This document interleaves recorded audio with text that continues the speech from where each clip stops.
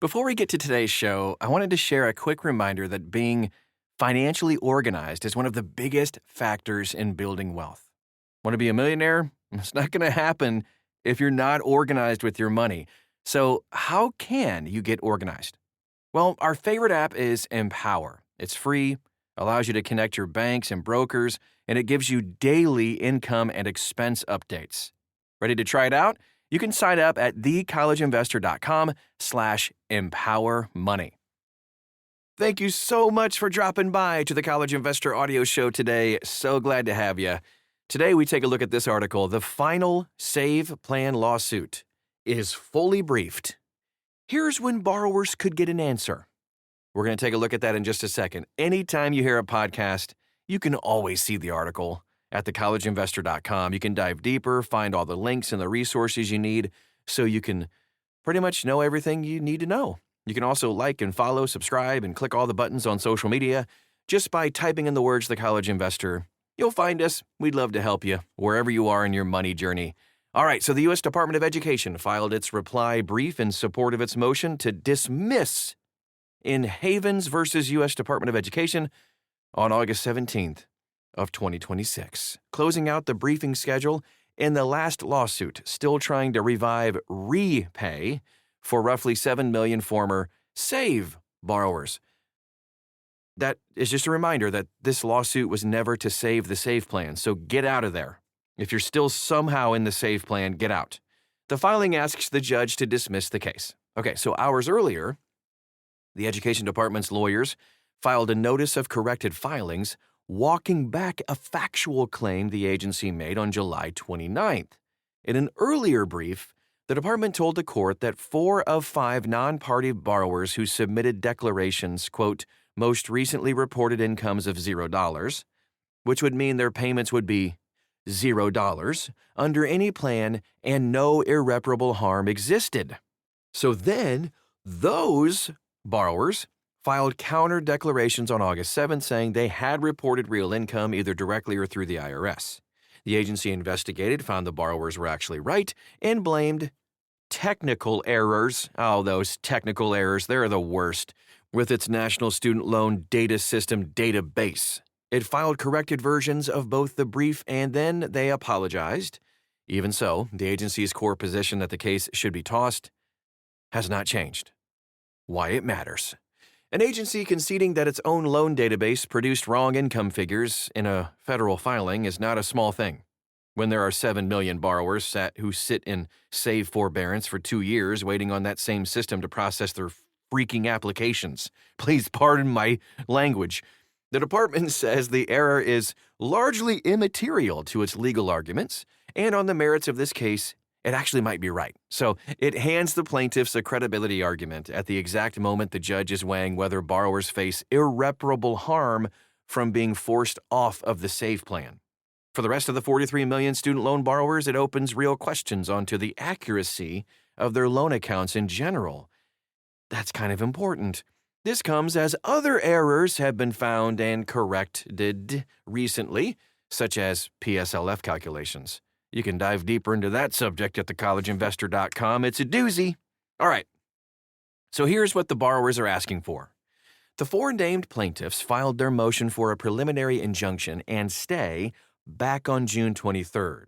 Their main ask is a nationwide injunction of what they call the, quote, shadow repeal of REPAYE and postpone the policy of involuntarily moving enrolled borrowers to other plans, holding everyone in place until final judgment. The borrower's lawsuit centers around 4 main theories. 1, they say the department repealed REPAYE and its interest subsidy without notice and comment or the negotiated rulemaking the Higher Education Act requires, which is the same process the department followed when it finalized the new repayment plans for July of 2026. Number 2, they say the agency exceeded its statutory authority by unilaterally shelving a lawfully promulgated plan and transferring borrowers out of it. 3, they say the decision was arbitrary and capricious, tisk tisk, because the agency gave no reasoning and then ignored the reliance interests of millions of borrowers whose data it holds. 3, they say enrolling a borrower in REPAYE on request is a duty the agency unlawfully withheld. The harm numbers are very specific too, and they are the reason the $0 income error mattered. Havens estimates roughly $64,000 in federal tax liability if her discharge date slides into 2026 or later, while Robeson estimates about $90,000, which she says exceeds her annual income altogether. Good luck paying that one. So that's the student loan tax bomb we've been talking about in practice. It's only really happening because the 2021 through 2025 federal exclusion has lapsed. On monthly payment increases, the borrowers claim increases of $196 for Havens, $76 for Grunseth, and $41 for Boykin. They argue none of it is recoverable later if they're forced to resume because the APA's sovereign immunity waiver limits relief to non-monetary remedies. Here's what the department is now asking for. The reply by the Department of Education has 4 counter-arguments, and each one alone would end part of the case. The first one, standing on the tax claims. Havens and Robeson want a court order blocking the agency from sending the IRS a Form 1099-C reporting their future discharges. The department says that injury is self-inflicted because borrowers have been eligible for loan forgiveness and simply just don't want to because they missed the deadlines last year. It also argues the IRS, not the Department of Education, has the final say on taxes. So the question is not one this court can actually fix. Very good point. Number 2, the repay revival claim. Plaintiffs say vacating the SAVE rule automatically put the 2015 repay rule back into force. The department says an agency cannot reinstate an old rule sharing the same legal defect as the one that replaced it. And the Eighth Circuit in Missouri versus Trump held that repay and SAVE share exactly that defect. So that's the main ruling that ended SAVE by court order.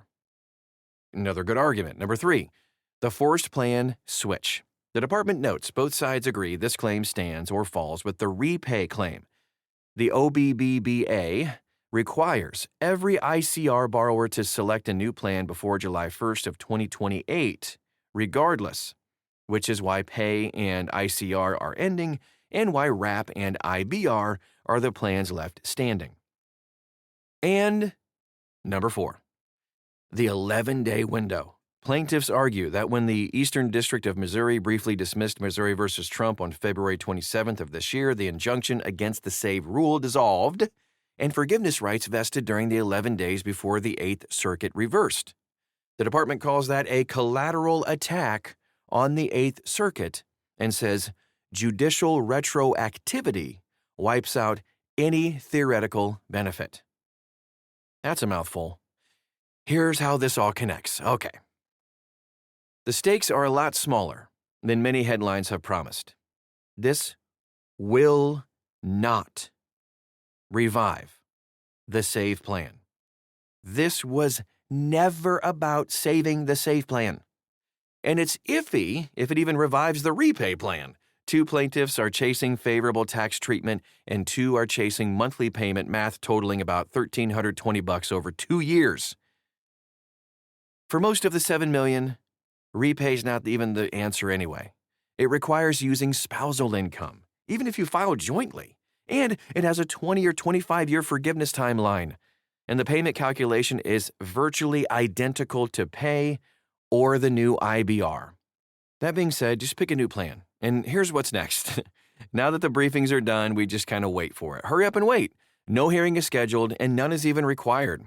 The judge can rule on the case whenever she chooses, on both the preliminary injunction and the motion to dismiss, most likely in a single opinion, actually. So when can people expect something? No court sets a deadline for this, so any date is an estimate. But there are 2 hard anchors here.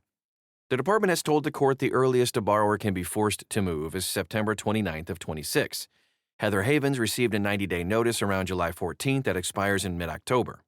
If the judge is inclined to pause the transition, she would need to rule before those dates. That points to a ruling in the next 4 to 6 weeks, so call it maybe late September. If nothing comes by early October, that silence is itself a signal. It likely means she is writing a dismissal rather than an injunction, and that opinion could land anytime through end of the year. So, what could borrowers possibly expect? Well, three outcomes really. Our opinion, I put that word in bold, opinion, is that most likely the court dismisses the case, repay stays dead, and the move to IBR or RAP just goes, along with on schedule.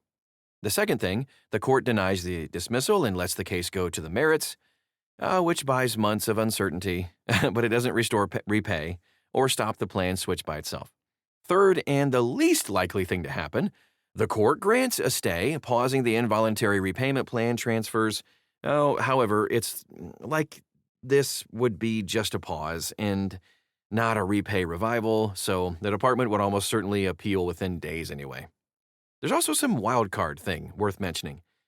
Relief limited to the 4 named plaintiffs, which would be a win in the caption and change nothing for anybody else. That's not going to happen. Let's just go ahead and say it's not going to happen. The financial planning assumption for borrowers should stay the same. Pick a repayment plan by your deadline. Repay is most likely not coming back. And continuing to wait is just costing you each month. Just pick a plan. They're identical, and the plans that are available right now are better than what you were going to get anyway. So pick either RAP, IBR. Look, we have all the resources for you to help you make the right decision for you and your family. Check us out at thecollegeinvestor.com. Dive deep on all this stuff. It's all there for you. Also, ask us direct questions. We will give you direct human-to-human answers. Do not rely on AI for this. The information is all over the place that you're going to get. Just check us out at The College Investor. Type those words into social media. We're pretty much everywhere you are. And that is our show for today. Thank you so much for stopping by, and we'll talk to you again real soon.